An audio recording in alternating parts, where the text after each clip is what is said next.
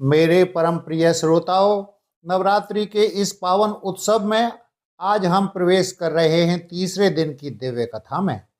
आज की कथा उस देवी की है जो सौम्यता और वीरता का साक्षात संगम है, जिनके मस्तक पर घंटे के आकार का आधा चंद्रमा सुशोभित है, इसलिए उन्हें चंद्रघंटा कहा जाता है। भक्तों, बहुत समय पहले की बात है। धनु के पुत्र महिषासुर ने ब्रह्मा जी की घोर तपस्या की।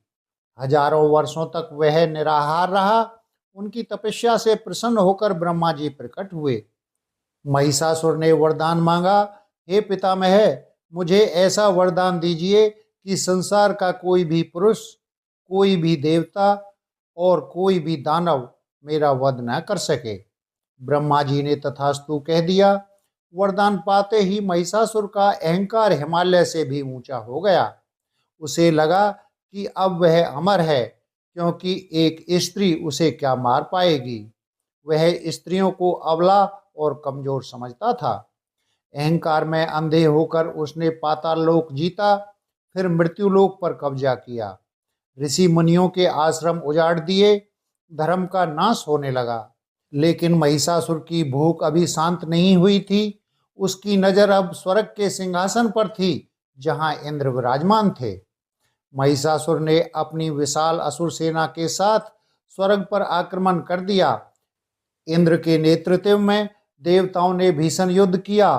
महीनों तक युद्ध चलता रहा, लेकिन महिषासुर को तो ब्रह्मा जी का वरदान प्राप्त था। देवताओं के अस्त्र शस्त्र उसके शरीर से टकरा कर टूट जाते थे। अंततः देवताओं की हार हुई। इंद्र को स्वर्ग छोड़कर भागना पड़ा। स्वर्ग अब असुरों की राजधानी बन चुका था। देवता गुफाओं और कंदराओं में छिपकर रहने लगे। उनका तेज समाप्त हो गया था। उनकी शक्ति छीन हो गई थी। अपमानित और दुखी देवता ब्रह्मा जी के पास गए। ब्रह्मा जी उन्हें लेकर भगवान विष्णु और भगवान शंकर के पास पहुंचे। जब महादेव और श्री हरि ने देवताओं की दुर्दशा सुनी तो उनके नेत्र क्रोध से लाल हो गए। भगवान शिव के मुख से एक अत्यंत तीव्र तेज प्रकट हुआ। उसी समय भगवान विष्णु के मुख से भी एक प्रकाश निकला। देखते ही देखते ब्रह्मा जी और इंद्र सहित सभी देवताओं के शरीर से एक तेज पुंज निकलने लगा। वह सारा प्रकाश एक बिंदु पर आकर मिल गया। वह प्रकाश इतना विशाल था जैसे करोड़ों सूर्य एक साथ उदय हो गए हों। वह प्रकाश पुंज पहाड़ के समान ऊंचा था। उसी दिव्य प्रकाश के बीच में से एक स्त्री की आकृति उभरने लगी। वह साक्षात आदि शक्ति थी। देवताओं ने देखा कि एक सुंदर स्वर्ण के समान कांति वाली देवी प्रकट हुई, जिनकी 10 भुजाएं हैं और जिनके मस्तक पर घंटे के आकार का चंद्रमा चमक रहा है। यही माँ चंद्रघंटा थी।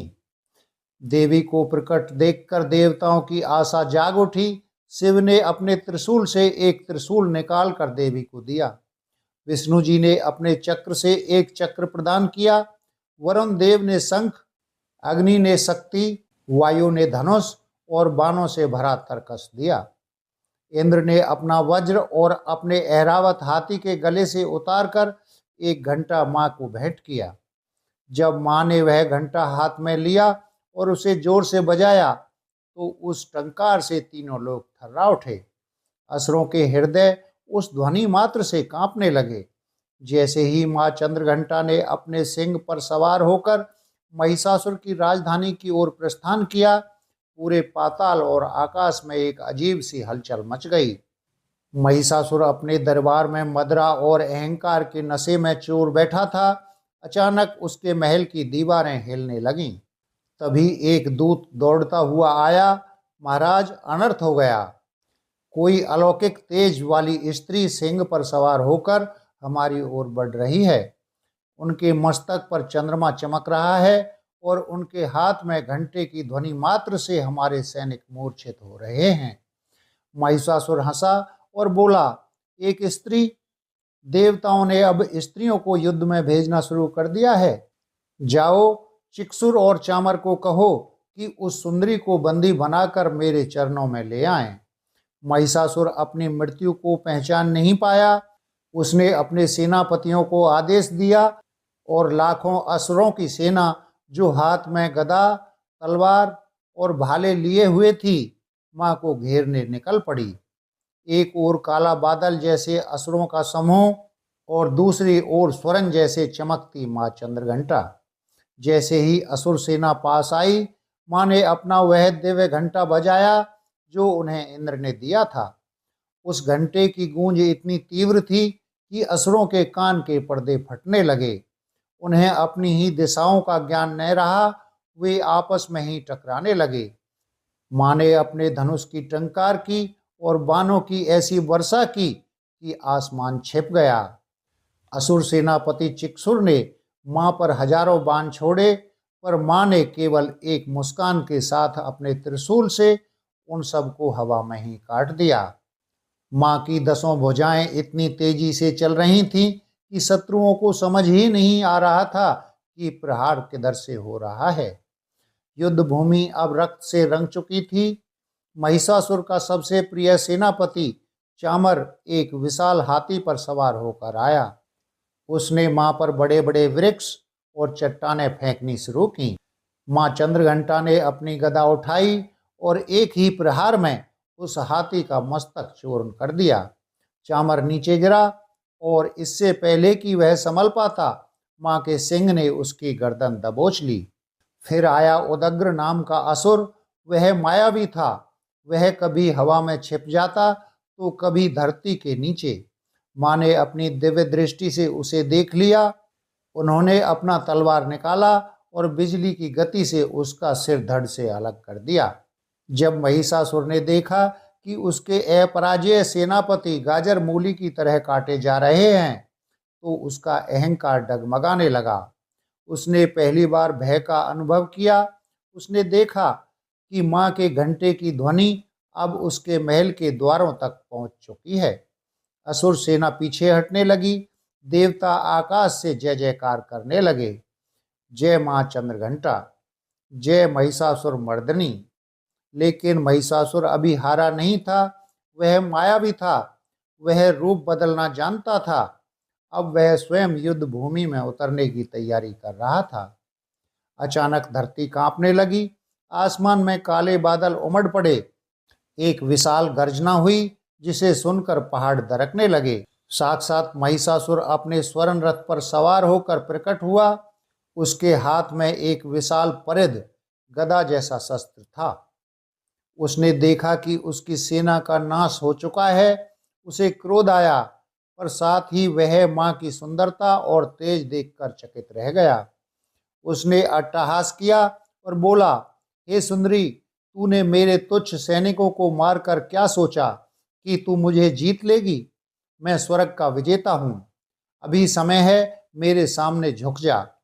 माँ चंद्रघंटा शांत थी। उनके मस्तक का अर्धचंद्र और भी चमकने लगा। माँ ने केवल इतना कहा, रे मूर्ख, तूने देवताओं को सताया है, ऋषियों का रक्त बहाया है। आज तेरी मृत्यु स्वयं चलकर तेरे पास आई है। महिषासुर ने अपनी गदा से माँ पर प्रहार किया। माँ ने अपने त्रिशूल से उसे हवा में ही नष्ट कर दिया। अब महिषासुर ने अपनी माया का जाल बिछाया। देखते ही देखते वह एक विशाल भैंसे के रूप में बदल गया। उसका शरीर बादलों जैसा काला और पहाड़ जैसा बड़ा था। वह अपनी पूंछ से पहाड़ों को उखाड़कर माँ की ओर फेंकने लगा। उसकी सांसों से ऐसी तेज हवा निकलती थी कि बड़े बड़े वृक्ष जड़ से उखड़ जाते थे। वह अपने सींगों से धरती को खोदने लगा, जिससे दरारें पड़ गईं और पाताल दिखने लगा। परंतु भक्तों, माँ तो आदि शक्ति है। उन्होंने अपना पास फंदा फेंका और उस मायावी भैंसे को जकड़ लिया। जैसे ही वह फंसने लगा, उसने फिर रूप बदला। अब वह एक विशाल सिंह बन गया और माँ के वाहन शेर पर झपटा। माँ ने अपनी कृपान निकाली तो वह हाथी बन गया और अपनी सूंड से माँ के सिंग को खींचने लगा। माँ ने अपनी कुल्हाड़ी से उसकी सूंड काट दी। महिषासुर थकने लगा था। वह कभी मनुष्य बनता, कभी गंधर्व। वह चारों ओर अंधेरा फैला देता ताकि माँ उसे देख न सके। तब माँ चंद्रघंटा ने एक अलौकिक कार्य किया। श्रोताओं, माँ ने अपनी 10 भुजाओं को फैलाया और उस दिव्य घंटे को इतनी जोर से बजाया कि उसकी ध्वनि से सारा ब्रह्मांड गुंजायमान हो उठा। उस टंकार ने महिषासुर की सारी माया को छिन्न भिन्न कर दिया। अंधेरा छट गया और सत्य का प्रकाश फैल गया। माँ का यह स्वरूप देखकर देवता आकाश से पुष्प वर्षा करने लगे। महिषासुर अब अपने मूल रूप भैंसे में वापस आ गया। वह समझ गया कि यह कोई साधारण देवी नहीं है। वह भागने की कोशिश करने लगा, लेकिन माँ ने छलांग लगाई और अपना बायां पैर उसकी गर्दन पर रख दिया। महिषासुर भैंसे के रूप में जमीन पर गिरा हुआ था। जैसे ही उसने फिर से उठने की कोशिश की, माँ चंद्रघंटा ने सिंह की गति से छलांग लगाई और उस विशाल असुर की गर्दन पर अपना कोमल लेकिन वज्र जैसा भारी पैर रख दिया। महिषासुर तड़पने लगा। उस पर माँ के चरणों का इतना भार था जैसे पूरे ब्रह्मांड का वजन उसकी गर्दन पर हो। उसने अपनी माया से अपने असली मनुष्य रूप में बाहर निकलने का प्रयास किया। जैसे ही उसका आधा शरीर भैंसे के मुंह से बाहर निकला, माँ ने अपना वह दिव्य त्रिशूल उठाया जो महादेव ने उन्हें दिया था। माँ ने एक ही प्रहार में वह त्रिशूल महिषासुर के हृदय के पार कर दिया। असुर राज की चीख से 10 दिशाएं कांप उठीं। माँ ने अपनी तलवार निकाली और बिजली की गति से उस पापी का सिर धड़ से अलग कर दिया। जैसे ही महिषासुर का अंत हुआ, आकाश से बादलों की गड़गड़ाहट के बीच पुष्प वर्षा होने लगी।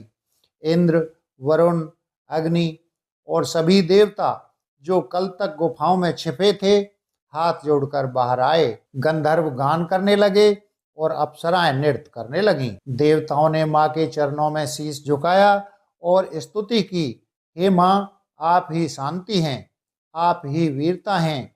आपने हमें उस भय से मुक्त किया है जिससे हम वर्षों से जल रहे थे। आपके मस्तक का यह चंद्रमा हमें शीतलता दे रहा है और आपकी भुजाएं हमें सुरक्षा का एहसास करा रही हैं। धन्य हैं आप और धन्य है आपका यह चंद्रघंटा स्वरूप। माँ चंद्रघंटा जो युद्ध में रणचंडी बनी हुई थी, अब अत्यंत सौम्य और करुणामयी हो गईं।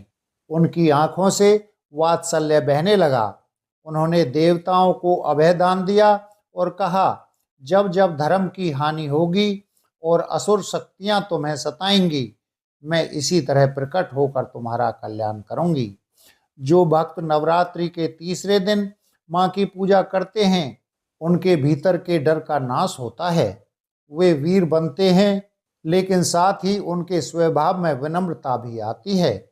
माँ चंद्रघंटा की कृपा से व्यक्ति को स्वर्ग की शक्ति प्राप्त होती है। अगर आपके जीवन में कोई शत्रु बाधा है या मन में अज्ञात भय रहता है, तो माँ के इस स्वरूप का ध्यान मात्र करने से शांति मिलती है।